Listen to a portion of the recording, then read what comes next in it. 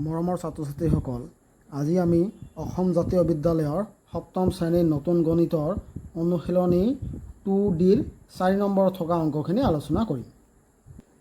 4 নম্বৰত আছে হৰণফল উলিয়া। 1 নম্বৰত আছে 1.28 হৰণ 0.4। তেনেহ'লে কি কৰিম আমি?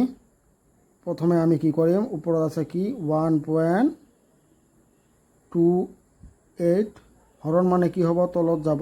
তলত কিমান যাব? 0.4। এইবাৰ আমি কি কৰিম? দশমিক উঠাই দিম।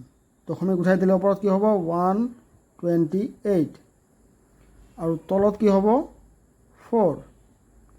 এতিয়া এইটো দশমিক উঠাই দিলে কি হ'ব? দশমিকৰ সলনি কি হ'ব? 1। ইফালে দুটা সংখ্যা আছে, দুটা অংক আছে, গতিকে কি হ'ব? দুটা শূন্য। এইটো ক'ত বহিব? তলত ইয়াত 1 দুটা শূন্য হ'ল। এইবাৰ এই দশমিকটো উঠাই দিম। এইটো দশমিক উঠাই দিলে কি হ'ব?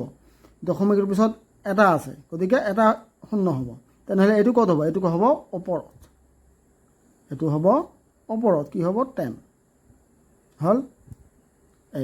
এইবাৰ তুমি কটাকটি কৰা। 4 কৰিলে কি হ'ব? 4 1 গুণ 4। 4 দি কৰিলে 3 4 গুণ কিমান? 12। 4 2 গুণ 8। এইটো কিমান পালোঁ? 32।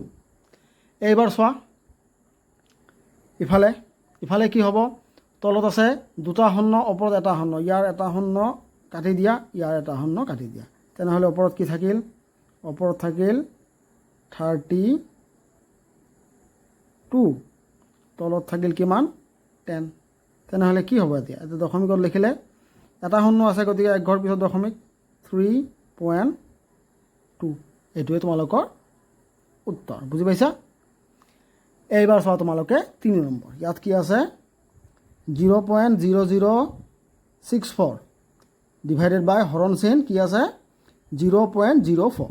এইটো আগৰ নিচিনা। প্ৰথমে পাতি লোৱা। ওপৰত কি হ'ব?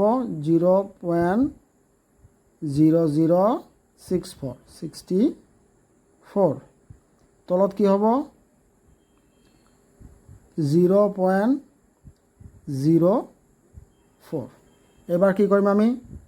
এইবাৰ আমি দশমিক উঠাই দিম। দশমিক উঠাই দিলে ওপৰত কি থাকিব? 64। তলত কি থাকিব? 4।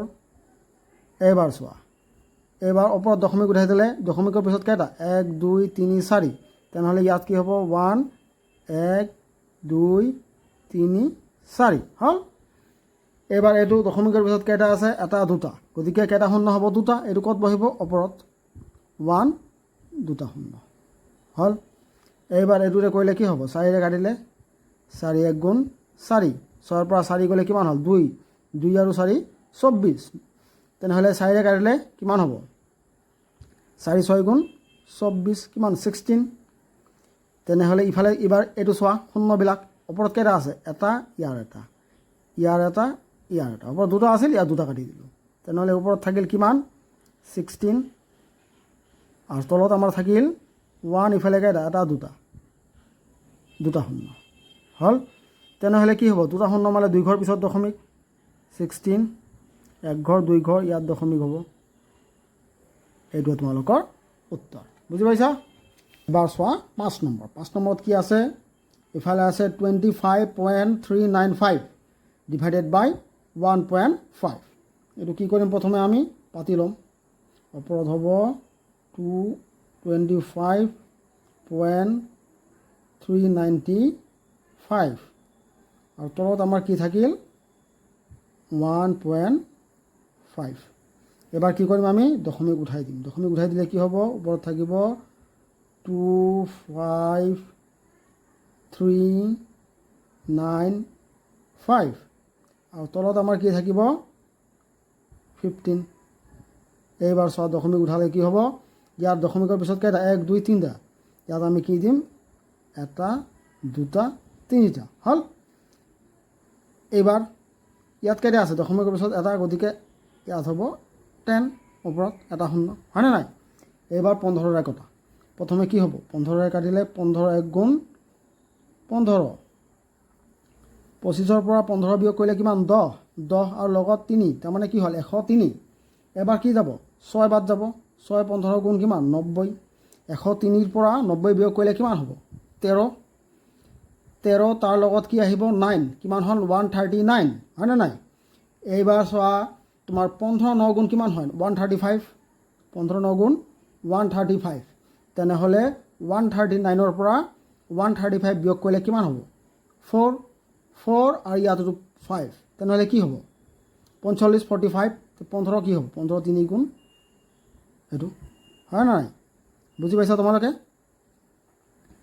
তেনেহ'লে আৰু ইফালে এইটো শূন্য কাটা তেনেহ'লে ওপৰত কি থাকিল 1 6 9 3 আৰু তলত থাকিল আমাৰ কিমান 100 তেনেহ'লে কেইটা শূন্য দুটা শূন্য আছে কেইঘৰ পিছত হ'ব দুঘৰ পিছত 1 6 9 3 তেনেহ'লে কেইঘৰ পিছত 1 2 ইয়াত এইটো তোমালোকৰ উত্তৰ বুজি পাইছা এবাৰ চোৱা 8 নম্বৰটো 8 নম্বৰত কি আছে ওপৰত আছে তোমাৰ 0.228 আৰু তলত কি আছে তলত আছে 0.38 হ'ল এইবাৰ চোৱা ওপৰত কি কৰিম দশমিক উঠাই দিলে কি থাকিব 228 আৰু তলত থাকিব 38 হ'ল এবাৰ চোৱা দশমিকৰ পিছত কেইটা 1 2 3 তেনেহ'লে